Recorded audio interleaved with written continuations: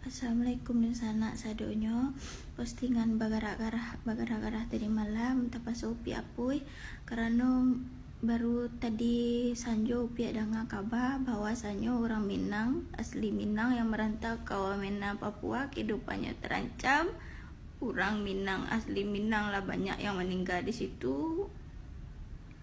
Kalau ndak bisa membantu secara langsung, mari sama-sama doakan semoga mereka masih dilindungi Allah, bisa pulang ke kampung balik. Kalau ndak bisa menolong secara langsung,